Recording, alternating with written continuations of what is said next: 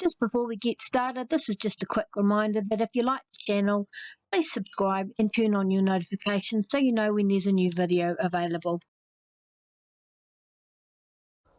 Hey everyone, welcome back to Jude's Tiny House Track Travels, and of course I'm Jude.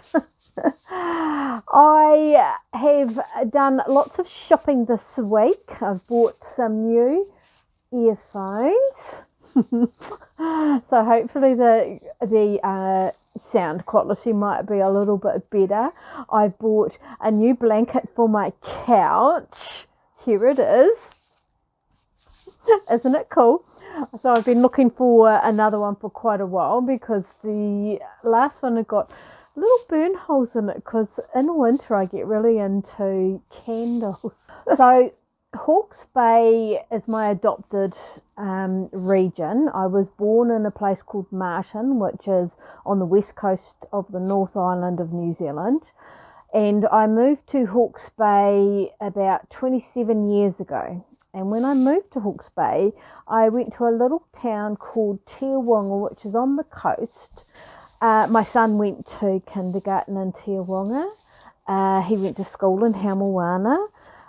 We lived, and the house that I still own, that I rent out, I'll just show you a little video of it here. But this house is in Wakatu, which is not far down the road from the theatre. So this is like my hometown.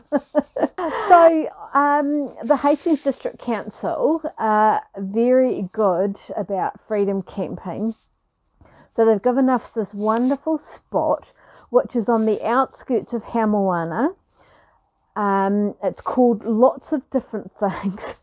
It's called Hamoana, it's called Tiawonga, but its actual name is the Clifton Road Reserve.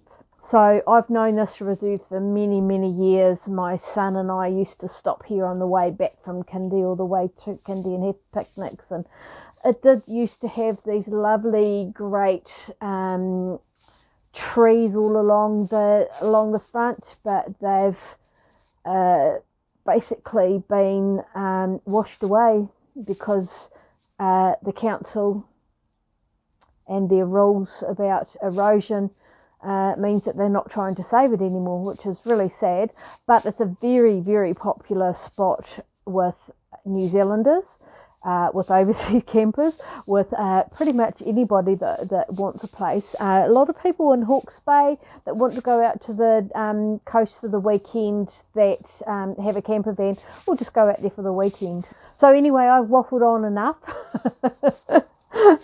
Here are a few photos and a bit of a video about this wonderful place that I call home. So the very first time I ever pulled up in my tiny house truck to stay the night in it, so I'd moved in and I was going to sleep in it for the night. This is where I came, and this was the view from my back window. And I just stood there and I went, holy, I won't swear, but it was like, wow, this is amazing. I was really lucky to get my favourite posse. Public toilets, recycling, kept nice and clean, and they've just redone all the tar ceiling. Out in the community, we've got a farmyard zoo with bike hire as well.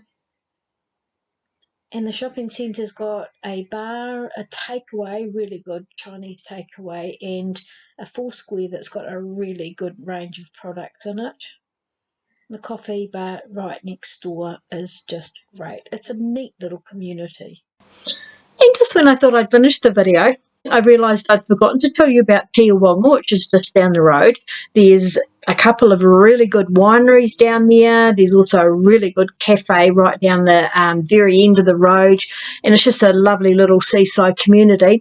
But the other news I wanted to share with you was that I was talking to a local who told me that the council have agreed to build a pier out from the shopping centre that you've just had a look at.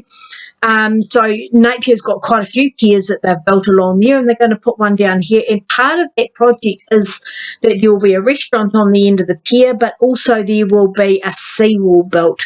So hopefully that means that not only those houses along there are going to be safe, but hopefully the Freedom Camping spot will as well.